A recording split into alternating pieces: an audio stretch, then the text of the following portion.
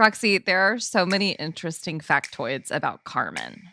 Carmen as in our favorite Liberace-style Christian rapper? First of all, his full name was Carmelo Dominic Licciardello. Well, I can see why he shortened it to Carmen. And also, that seems very fitting. It does. 2, he described his mother as a child prodigy on the accordion. So the talent runs in the blood. 3, he became a Christian at Disneyland. Yes, I love this. Again, not surprising. Mm-mm. A little foreshadowing of the love for makeup and costumes. Mm-hmm. This makes sense. From Religion News Service, this is Saved by the City, a podcast from 2 single Christian dorks making our way in New York. I'm Roxy Stone. And I'm Katelyn Beatty.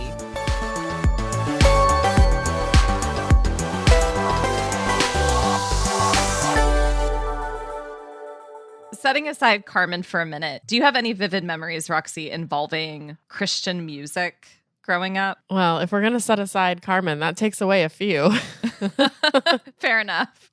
He was so central. You know, I think we've talked about this before. Like, I grew up in, a small town with only a country radio station. So it wasn't something that I was like listening to K-Love or whatever. But I think, there was recommendations in like Brio magazine or I knew you were going to say Brio. Youth group. I know Brio always comes back to Brio. But so, I did get into several of them. I remember going to see like a couple of different concerts at big churches in Denver. I remember how much I loved the Jars of Clay and the DC Talk albums and like would listen to them constantly. So yeah, I definitely have some vivid memories of those years. Although I feel like I missed a lot of it too. Like I have friends who were like homeschooled or friends who were really, really in it. And they were, they knew way more than I did about like, who's the guy that did the Cereal song? Chris somebody. Oh, Chris Rice? Yes, Chris Rice. Who are some other big ones? Oh, Point of Grace. Well, yeah. There was a band called Delirious. Oh, yeah. There were also the like Christian ska and punk. Yes. Subgenre.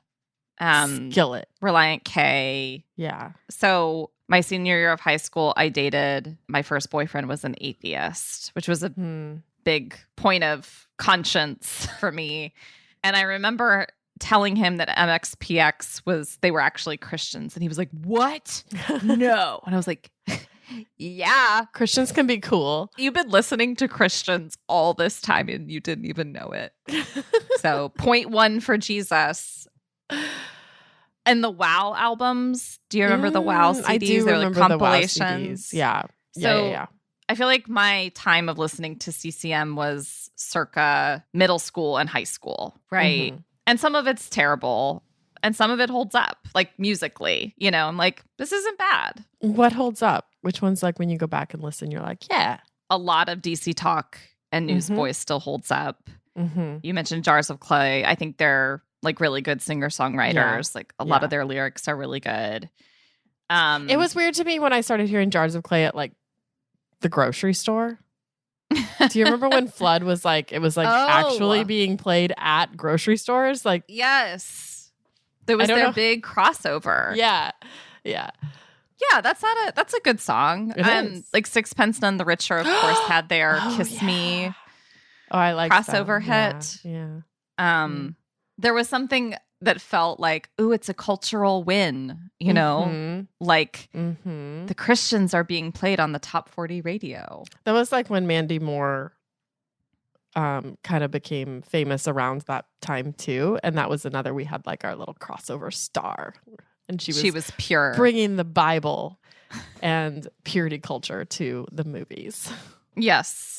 Or Rebecca St. James. She was cool and pretty. And pure.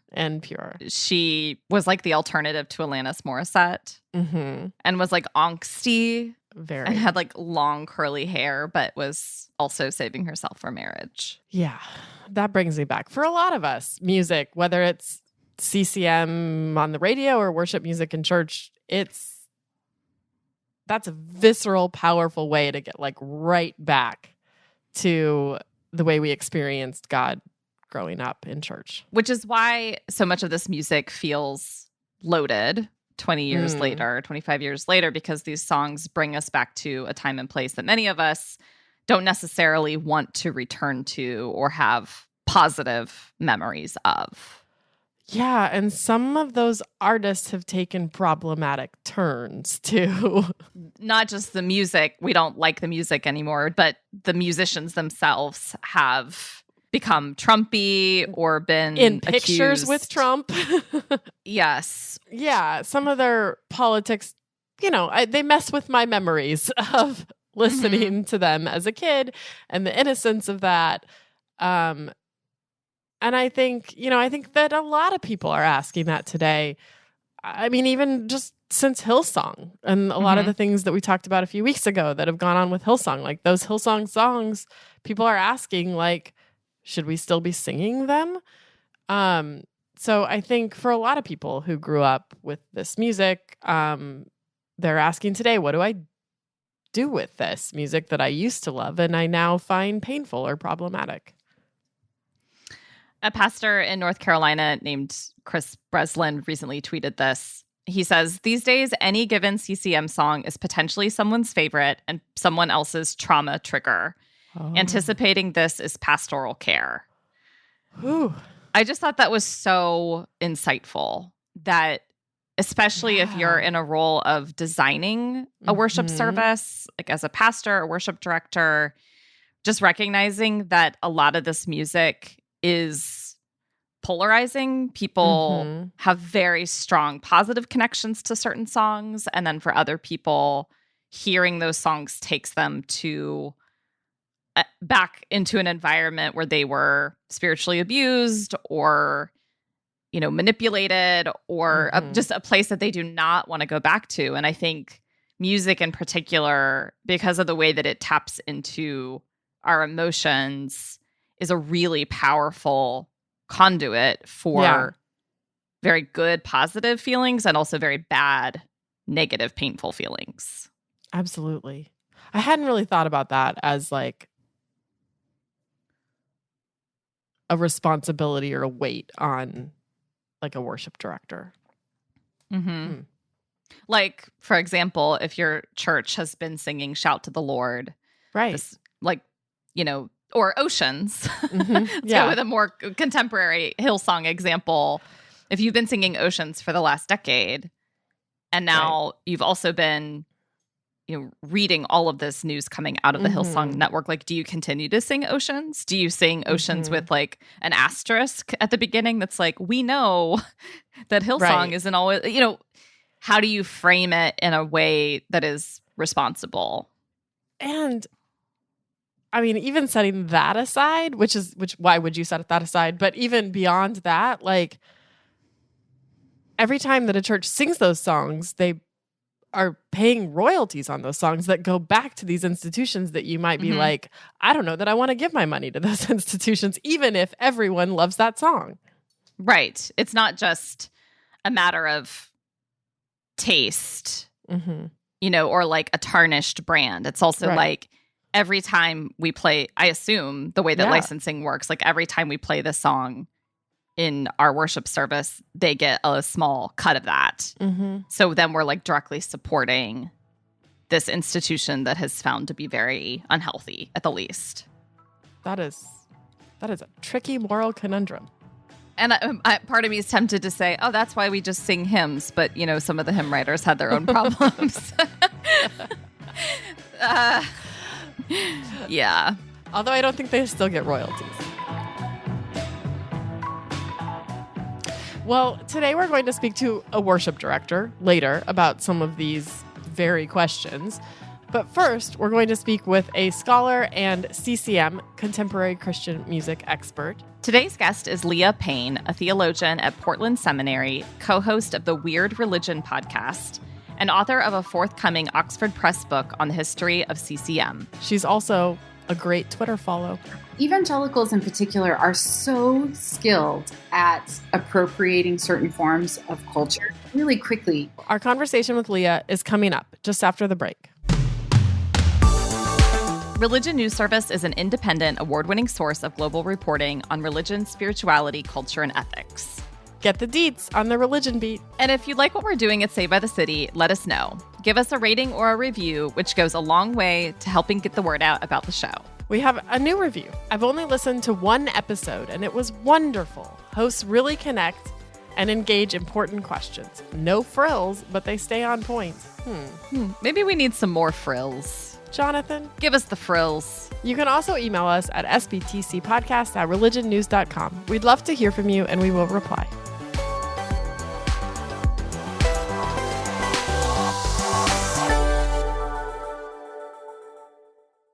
Leah, Roxy, and I are really happy that you responded to my random Twitter DM and agreed to come on Saved by the City.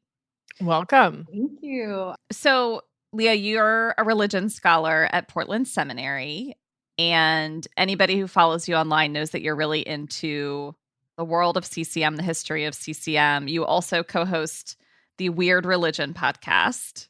So, obviously, the roots of CCM go back much farther than Carmen, although in some ways he is kind of one of the OGs of the CCM world. So as a scholar, as you're working on this book, how would you trace CCM's origins?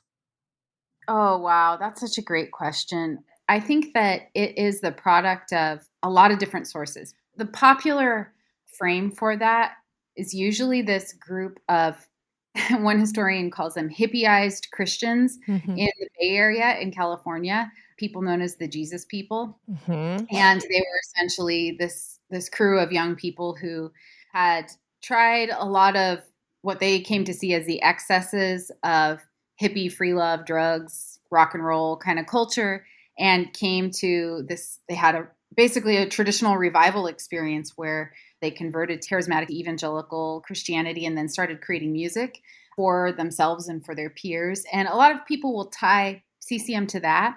But I tend to think of it as a much broader effort, because if you look at the charts of CCM, it's not just folks like that.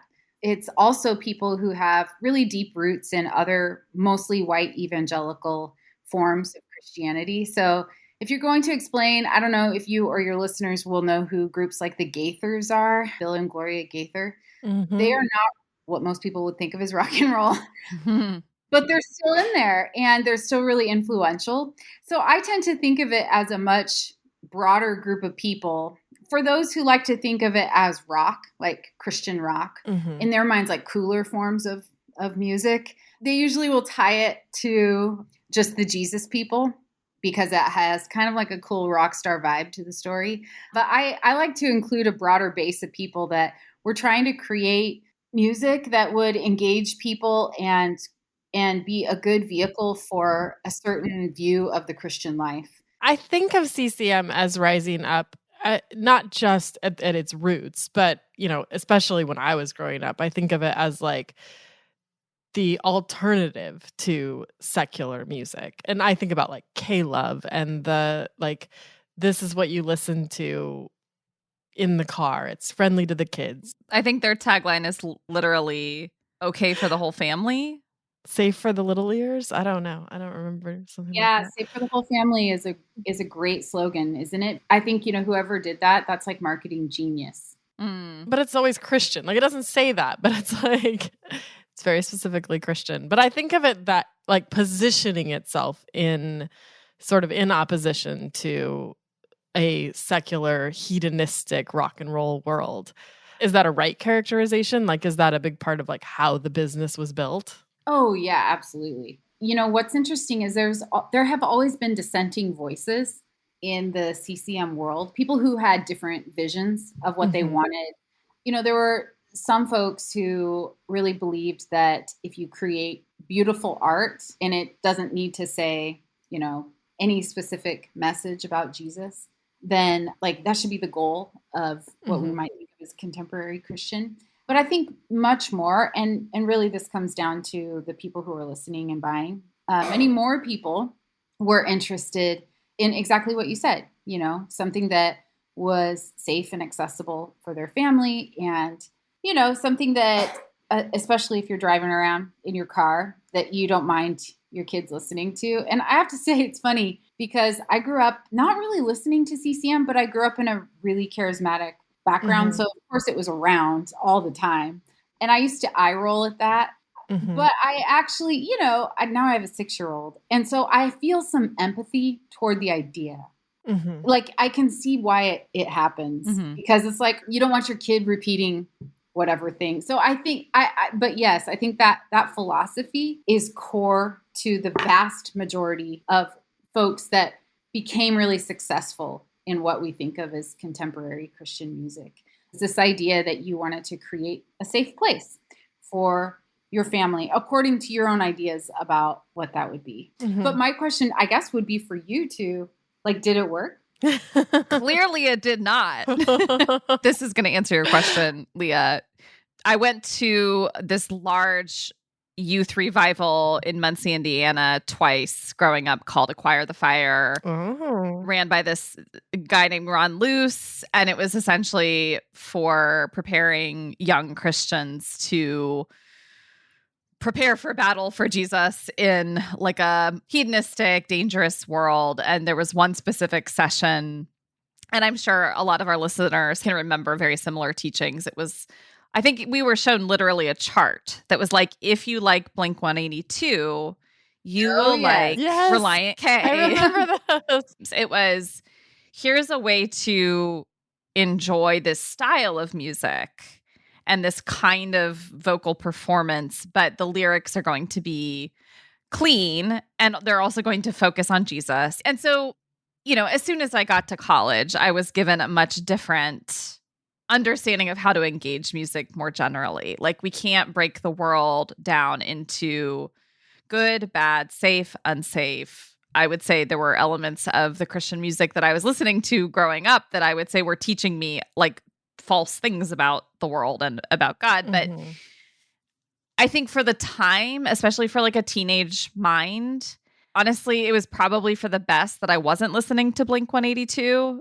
Like, I can actually understand the impetus. Like, yeah, there was a lot of raunchy teen stuff when we were in high school. I appreciate what these adults were trying to do, even though I have not consciously sat down and listened to contemporary Christian music in a very long time. If the goal was like, we just need to keep them on a steady diet of this kind of safe Christian music, no, that has not worked. And I'm glad that it didn't work. There's a lot of beauty and goodness and meaning in the world to be found in music that is not made by Christians. I remember using those charts to find secular artists. I was like, ooh, if you like Jars of Clay, ooh, I better check out U2. You listened to U2? Yeah. And I remember like the first time I listened to U2. Really edgy. I truly used the charts the opposite way because I knew who the Christian ones were, but I wanted to know the cool music. But I pretty much dropped the Christian music at around like 9th grade, 10th grade maybe, and started like listening to way more Weezer. Oh yeah. You're naming all these bands that are like extremely clean and, like Weezer and U2. That's true. I also listened to Dave Matthews Band. That was another one. I remember when Crash was out, we're all like super like locating ourselves in. I know. And I remember there was a guy who I went to college with who decided that he was going to write like a praise song with the chords of Crash. But as you know, that's a really distinct chord progression for you youngsters who are listening or don't know. When you hear it, it's like, and the lyrics are not a praise and worship song. No. Whoa, I haven't thought about that in so long, but now I'm laughing really hard in my head. It's reminding me of the ways that Christians would, be preparing for worship at church and think, what's a popular song now that we can incorporate into the music to be relevant? And so one year, sometime when I was in high school, the song I Want to Soak Up the Sun by Sheryl Crow was really popular. And so we were like, let's change sun to sun. Oh, yeah. And That's the laziest change. It's literally one letter. It's not even a word. It's literally one letter. So this whole like cultural engagement thing takes you in some really weird places. Mm-hmm. It really does. Evangelicals in particular are so skilled at appropriating certain forms of culture really quickly. Evangelicals are quite progressive when it comes to media use. They're not when it comes to a lot of other things. But you see them trying things. They're pragmatic. Yeah, and I sort of think they're like very experimental. Yeah. One of the major shifts, obviously, in CCM was going from this sort of singer-songwriter bands to worship music. And I remember some of that shift. I remember going from listening to Jars of Clay to like Sonic Flood and Passion and and like having a worship experience in my car with my music. What do you think kind of explains that shift, or what led to that shift in CCM? I do think that some of it has to do with the expansion / consolidation of worshipers into megachurch settings. People who do go to a church, they go less often, and they go to these bigger congregations in urban and suburban centers. And the model of megachurch ministry really depends on showmanship, putting on these spectacular, entertaining worship experiences. There's like demand for it in the evangelical sphere, just in ways we were talking about, where it's like, well, okay, so stadium rock is cool, in the regular world. So let's make worship a stadium rock type experience. And I don't know about you, but I've been to some of these services and they're extraordinary. And some of it, I think, is connected to the rise of just tech options. Yeah. You can do a lot with a little. Over 1,000 people have filled out this survey that I've created, just asking pretty open-ended questions about what CCM is, so people can answer however they want. And they ask them what you listen to and why you listen to it. And did you think it was a formative experience? I would say that now I'm starting to notice some trends. A lot of the things are kind of macro examples of what you both were observing, that people tended to grow out of it when they gained a little bit of independence. So some of them, left that world when they were early high school. Some of them, like when they got their driver's license. Some of them when they got to college and they started just having a broader experience with different kinds of thought.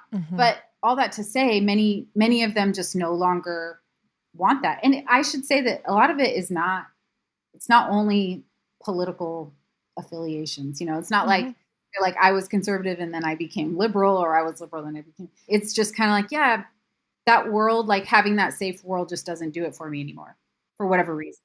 I mean, that's not the only story, because there are definitely still people who are like lifers. They're really excited about whatever's coming out and they'll go to the concerts, but there are fewer concerts. Many of the biggest acts are still kind of legacy acts. It seems to me like worship music became big business, like not just for CCM, but I mean for these churches that were putting it out, these that really became like media empires, like Hillsong, like Vineyard, like Passion. And not only big business just in terms of like radio plays, but like churches were paying royalties to sing these songs in their services. Yes, there is money to be made. I would say that in some ways it's like a lot of things.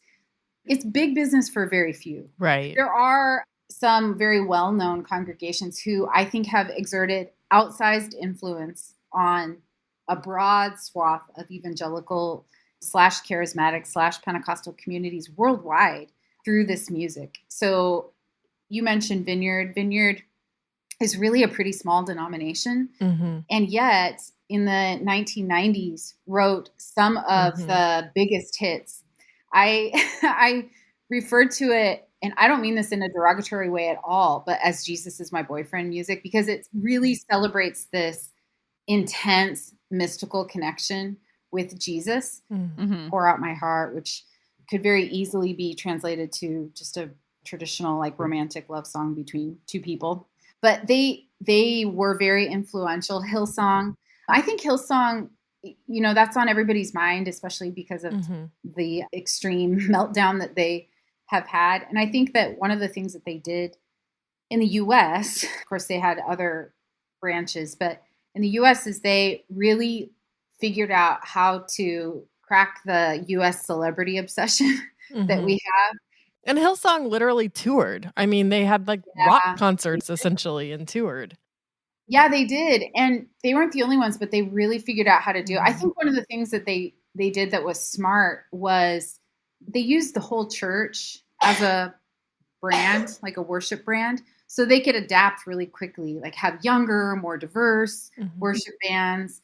In the 90s, there was kind of a rise in these star worship leader types, like Daryl Evans, Ron Canoli, and they became kind of well-known apart from the churches that they were ministering in. And Hillsong had many different groups. What was interesting to me about, and this was maybe Vineyard in a lot of ways, sort of started this, but these are Pentecostal, charismatic rooted churches, Hillsong, Vineyard, but we're singing them in my Southern Baptist church. And suddenly, like, church leaders who 5 years ago were singing like only hymns are now up there with like the projector and the slide, and they've got their arms up in the air. And that was not what we were doing 5 years before in the First Baptist Church of Vona. You really identified something that's super important, which for me is one of the reasons, the argument that I made to even work on this as a subject of study.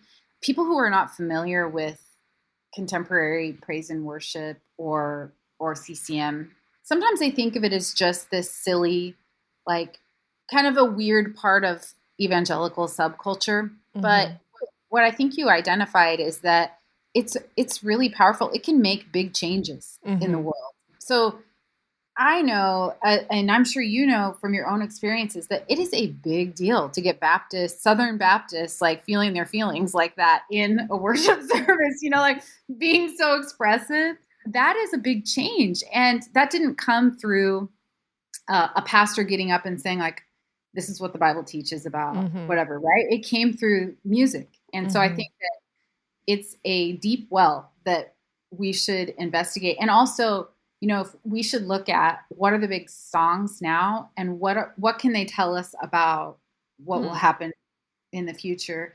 And those very expressive, charismatic congregations that are doing things that seem quite strange, I look at those not just because that's what I've been trained to do, but also because I want to know where things are going. And, for good or for ill, I guess you could say, they're like a leading indicator, I think, of where particularly white, but not exclusively white evangelicalism. In conversations about deconstruction and people who have kind of left the church, or maybe not left the church or the faith, but they've left a very expressive, intensely emotional version of Christianity, they say like, I can't listen to those songs anymore because they bring me back to a time and place. And looking back, I feel like those songs were manipulative. What would you say to people who critique all worship music as a form of manipulation, since, like, we don't tend to hear charges against Adele that like she's just using her voice in a way to make me feel things, and that's manipulative. And then she's asking me to spend $400 to go see her, and like this is all part of a big business that Adele is controlling using her amazing voice. Like, how much of this is manipulative and how much of this is just acknowledging the power of music? Oh, wow. I really appreciate you bringing that up, because I will say that on this survey that I created, I was very surprised at what even thinking about CCM in many different forms, what it brought out of people. It is clear that music evokes things from people. I think I would use evocative as a more neutral category than manipulative, because I do agree that manipulative, it has a more of a value statement. I will say, though, I think that was the aim, was definitely to like evoke a specific form of a posture toward God, toward the world, toward other people. But as you say, that is the goal of most popular music, is to make people feel something and to move them. And certainly evangelicals in the mid to late 20th century were not the first people who figured out that music could be used to shape sensibilities about things. That's just like, humans are pretty smart in many different generations. So there are lots of different, like, national anthems are a great way to like get people feeling a certain kind of way. And if you come to reject the meaning structure that song creates, then it can be extremely painful. And I think that any powerful tool can be used to abuse. So I don't want to like downplay people's traumatizing experiences by saying that I think of it in more of a neutral way. But I just think one of the interesting things that I found is that for every person who had like this horrible experience with CCM and just cannot listen to any song, like strum of the guitar, they're just like, what? There are other people who will say that this is like something that saved my life. Right. I'm not interested anymore, but it gave me a place to belong. Especially people who grew up with like Christian ska and punk. It was formative for them. It shaped them in a lot of ways. And they see it as, it was a place for, like, for example, many who were like, I was a kid who just did not belong anywhere, and it gave me a place to belong. So yeah, it was meant to form things, and it did it in a lot of different ways. Well, thank you so much for joining us and for giving us a tour of CCM, especially CCM circa our childhood. So, I love it. Yeah, it was great to have you on, and I think there's probably so many things we could talk about, and hopefully we will get to do that again. I will look forward to it. Thank you so much. I'm a huge fan. Love your work. Thank you. Thank you, Leah. When I think about like my current relationship with Christian music, especially worship music, it's not something I like listen to on my own. I'm not very often like turning on Shout to the Lord or anything. And just, dancing away in my apartment. But I really do love what our church is doing with worship music. I think it's a mix of old and new, of hymns restyled and brand new, like songs that our worship leaders have written. We have some really incredible artists singing at our church. But also, I think something that I've really noticed with what we do that I've really appreciated is that it's not only a mix of styles of music, it's also a mix of emotions in the music. Like we sing a lot of laments, as well as like it feels like we're working through the range of emotions toward God, which I really appreciate. I think we both go to churches that follow the liturgical calendar, and our worship director is very intentional about designing a worship service that matches the spirit of the time in the Christian calendar. Like right. Advent, the dark, mysterious Advent songs are some of my absolute favorite. But what I appreciate, maybe in comparison to the church I grew up in, is that you don't feel pressure to be happy all the time. Like there is a space for expressing happiness and joy. And there's also a space for expressing confusion and being overwhelmed or lament. Even just recognizing that maybe how I feel in the worship service is not the primary point.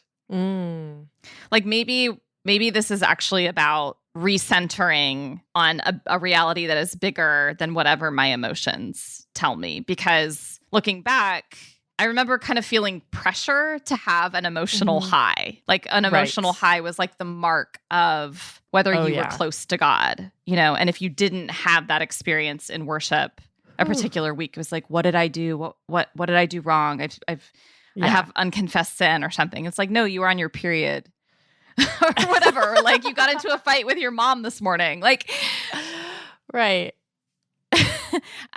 Probably about your period, but just I don't know, I think in the more seeker sensitive worship style there can be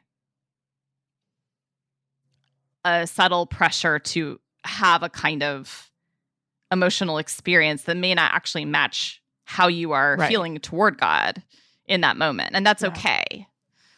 I mean, I do remember college. We had a really good band at our church. But I do remember feeling that way. I remember feeling like I had to have this like epic feeling every week. And I did, because the music got you there. Mm-hmm. I remember making some pretty strong commitments to God during those songs. Mm-hmm. But I also remember sometimes the like crazy disconnect of like singing these songs and getting to this fervor and then being like, let's sit down for announcements and the sermon on right. whatever. And it was like, what has just happened? Feeling like disjointed or something. I will say one thing that has been really cool. Our church, the church that I go to, is called Good Shepherd. During the pandemic, we, of course, were meeting virtually, but we also, during that time, the worship team, it kind of started out, I think they were just like recording songs for the virtual church gatherings, but then they started like having people, having worship artists who were maybe out of work or people that we were connected with in California, like they would record with them over Zoom. And it just kind of grew and grew and grew until they were like just kind of creating this phenomenal music every week. And now they've started what they are calling the Good Shepherd Collective, which has a couple of albums out. There's some great Advent music, speaking of, as well as a lot of hymns, a bunch of spirituals. So it's been really interesting to me and inspiring to me to see the way that the pandemic like sparked this level of creativity and also gave, I don't know, because of what was happening at the time, like the pandemic, the George Floyd protests, like the music felt like it was coming out of that and felt like it was coming out of like a community of people experiencing that together. Mm-hmm. I feel really connected and proud of that.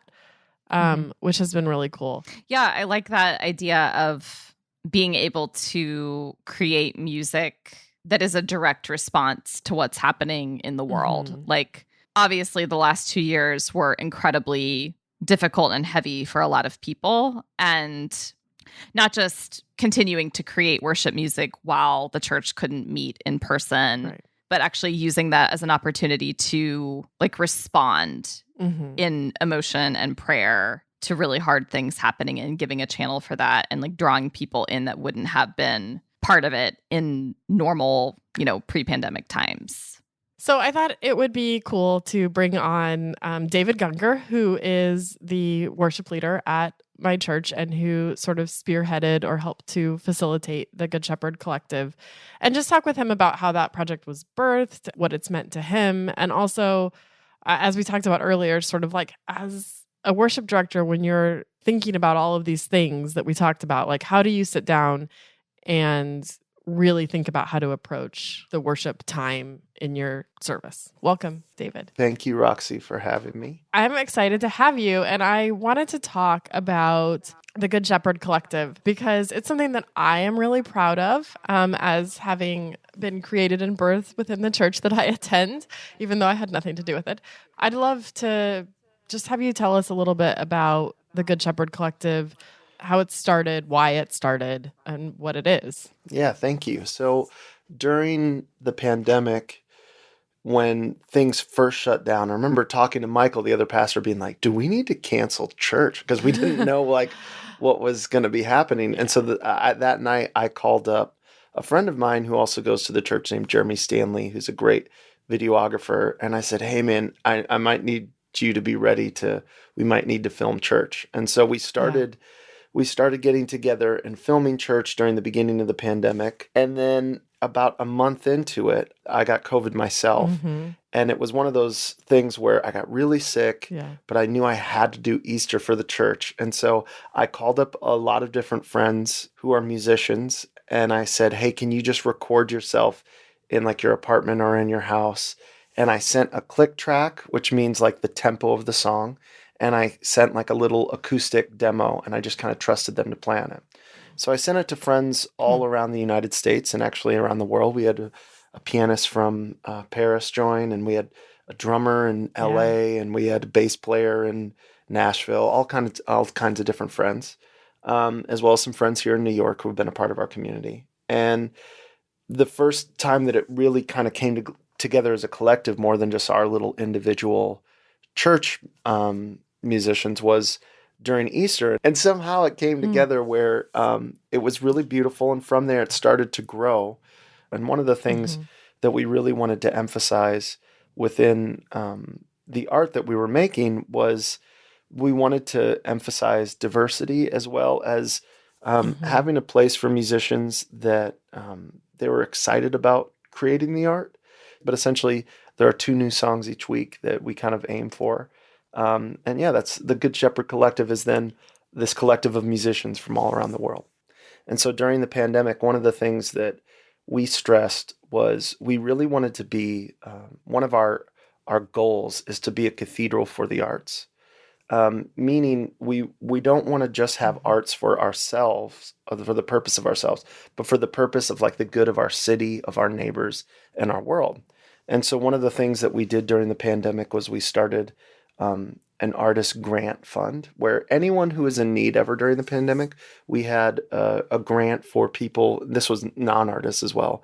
If they needed help, it was our deacons fund that would help people with groceries or rent or that type of thing. And we gave away tons of grants. But during that time, we also said, hey, a huge part of the industry of musicians and actors and artists in the city are out of work right now.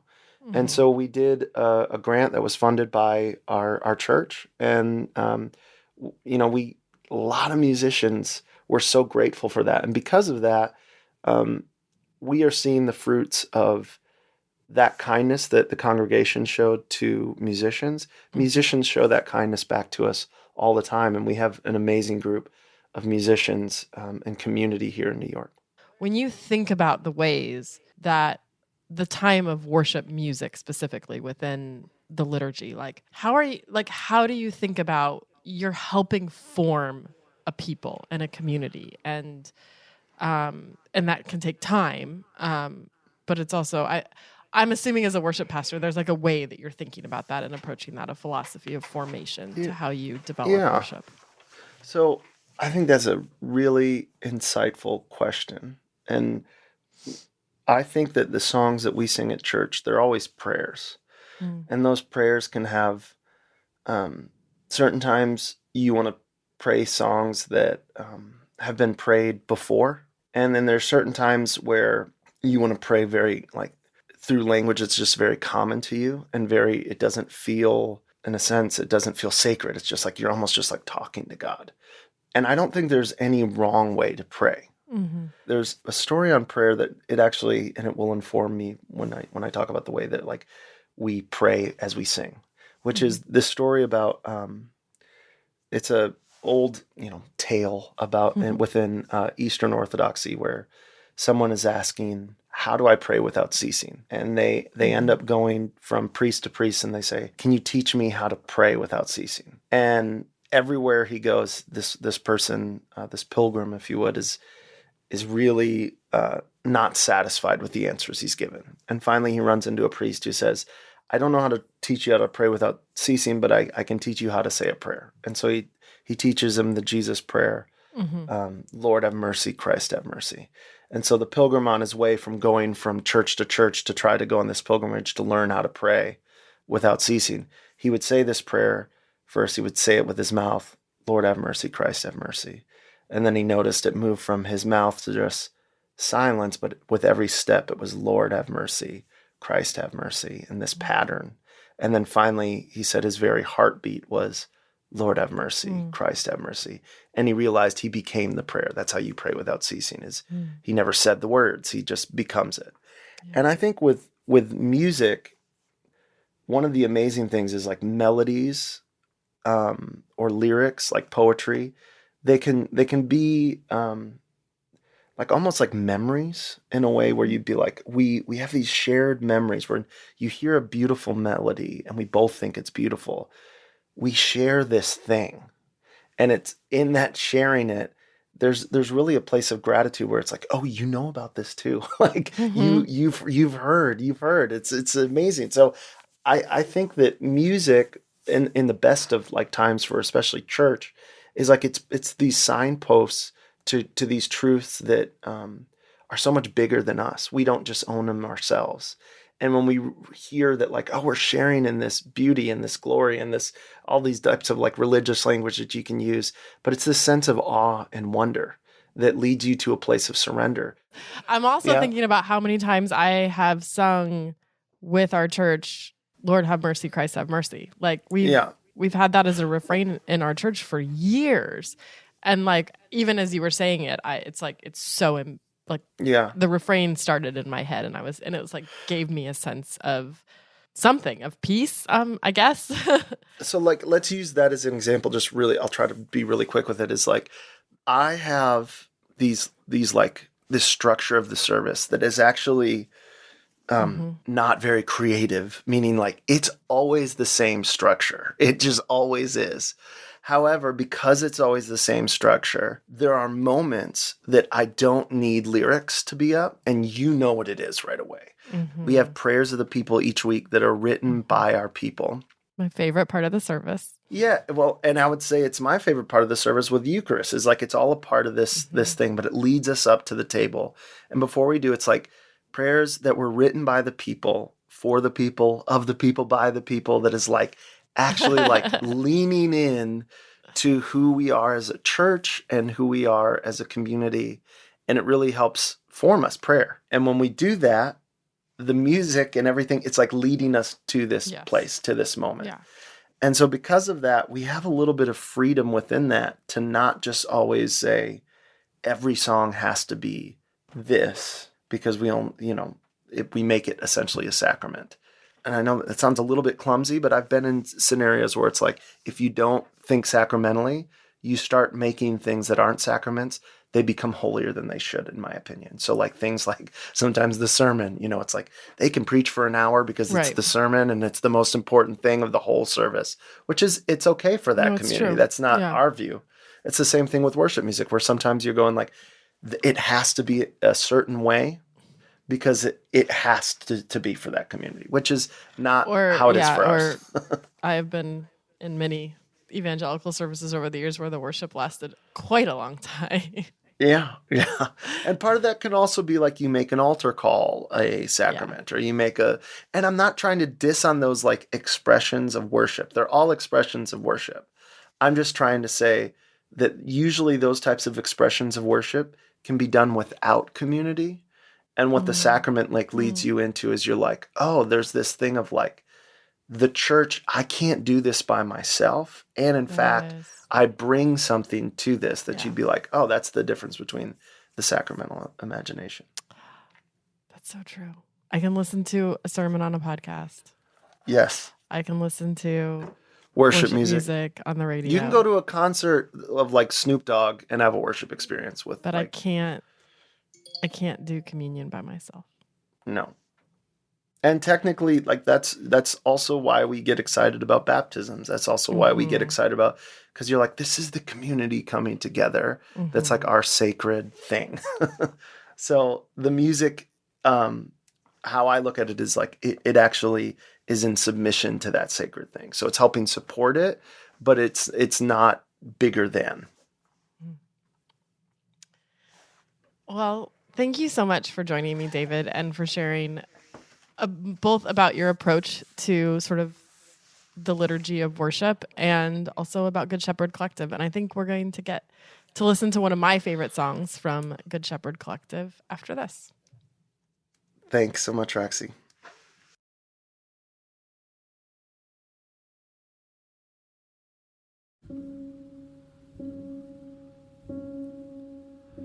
I ask God a prayer today, looking for an answer, knowing war is raging on, Christians killing brothers. God, why don't you intervene and help those who are suffering? I hear silence. I asked God a prayer today, crying out for mercy.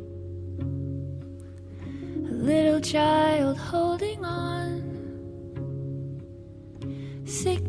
is overtaking. Please, Lord, won't you intervene? Help the child suffering. I hear silence. What will you do?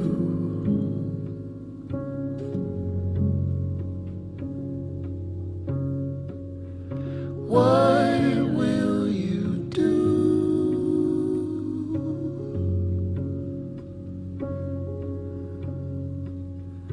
I ask God a prayer today,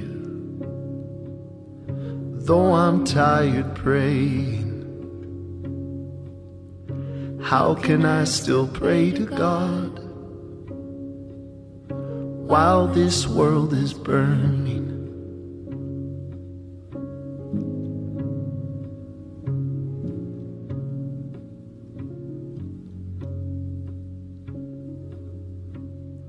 Hosanna,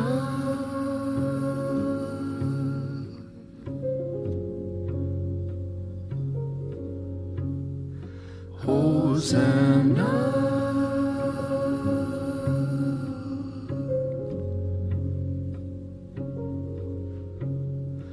Hosanna.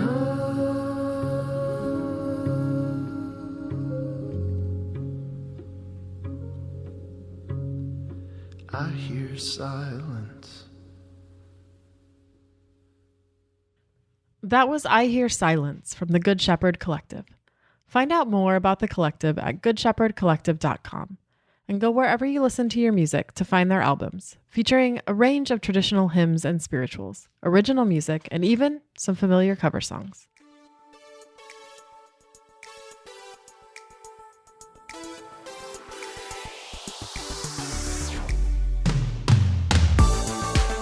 Saved by the City is a religion news service production. The producer is Jay Woodward and the consulting editor is Paul O'Donnell. We get production assistance from Julia Wyndham. Chaz Rousseau put together our look and Martin Fowler wrote our theme music. We are Roxy Stone And Caitlin Beatty. Thanks for listening. For listening. All right.